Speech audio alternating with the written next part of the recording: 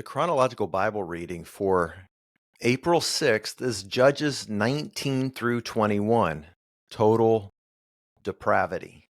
There's a concept discussed among biblical scholars called total depravity, that apart from the grace of God, man in his natural state will choose no good.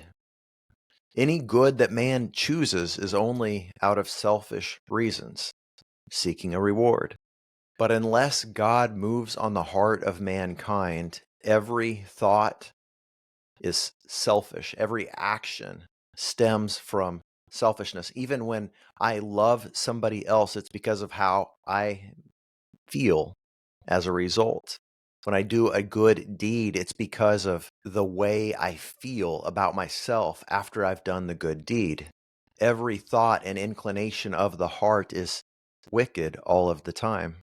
Even our righteous acts are like filthy rags before a holy God. In the book of Judges, we see total depravity. A Levite living in the mountain region of Ephraim obtains for himself a concubine. What is a concubine? A servant, a sexual servant, really. Why is a Levite, who is supposed to be representing God to the Israelites, taking for himself a servant, a young lady that he makes his sex slave, essentially? It's no wonder that she's unfaithful to him and she goes back to her father's house. She doesn't even have the benefit of being his wife. She's just a servant. That would be like God calling us and saying, "You are my servants. I don't want to have a true relationship with you. I expect you to be faithful to me and keep my commands, but I am not going to do anything for you in return." It's not a covenant. It's a master and slave relationship. God designed humans as male and female to represent the relationship between God himself and all of mankind. That's why the church is called the bride of Christ. He is our groom, and he is coming. Right now, he's preparing a place for us, but he's coming and will return for us. And when he does, we will be consummated, entering into a relationship where we live with him physically, not sexually, of course, but physically, where we dwell with him when he comes and returns for us. But a concubine is like a slave. Jesus said, "I no longer call you servants or slaves, I call you friends." A servant doesn't know what his master is doing, but I've told you all things. God has revealed his plan to us. God, from the time of Abraham, has been calling out from mankind a people unto himself.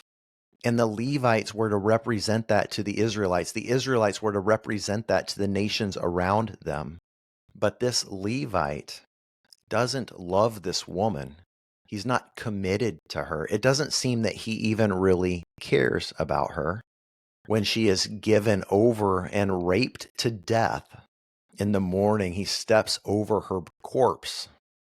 Doesn't even pay enough attention to realize how harmed she's been and commands her to get up. Oh, he's outraged at the depravity of the men in that city, and we should be as well.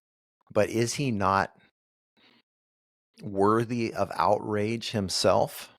Hasn't he forsaken his godly calling himself? This total depravity results in a war that wipes out the tribe of Benjamin. And it's interesting, there are 3 campaigns against the tribe of Benjamin where Israel marches out to fight against their brothers.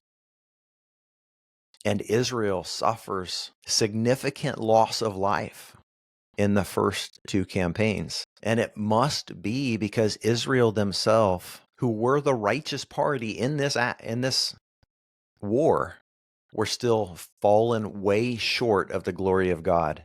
and had sin in their camp. It must be. That's what we've always seen. When the people would lose a battle, it's because they were doing something that they weren't supposed to do. It's because they were being judged. And so for Israel to lose tens of thousands of troops on the first two campaigns, and even the 30 who were lost on the third campaign, it must have been because they weren't walking in a manner worthy of the calling that had been placed on their life. Never mind Benjamin, that's completely wiped out because they have totally forsaken the covenant with the Most High God. There was a remnant preserved from Benjamin, and the people of Israel did for Benjamin the same that they had done for the nations around them. They had pity on them. They didn't carry forth complete and total destruction, perhaps because they had guilty consciences themselves. So they even made a way for these 600 remaining Benjamite men to preserve their line by stealing wives, perpetuating the same type of sin and depravity. Is there no regard for these women, for their lives, for their families? And the book of Judges closes with this line: in those days there was no king in Israel. Everyone did whatever seemed right to him. God was supposed to be their king, but they had utterly and totally rejected him. And everyone did what was right in his own eyes. How many Christians today do what is right in their own eyes? As judgment came to Israel, will judgment not also come to believers today? I am not ashamed of the gospel of Jesus Christ. It is the power of God unto salvation, first for the Jew and also for the Gentile. Friends, if God saved the Jews first and then brought judgment to them first, he offers salvation to the Gentiles later. He will bring judgment to the Gentiles as well, especially those who claim association with his most holy name. For those of us who have a form of godliness and deny its power, what is the power of God? It's to change us. We must repent. We must come out of the world around us. We must be separate. The time is short. Judgment is coming.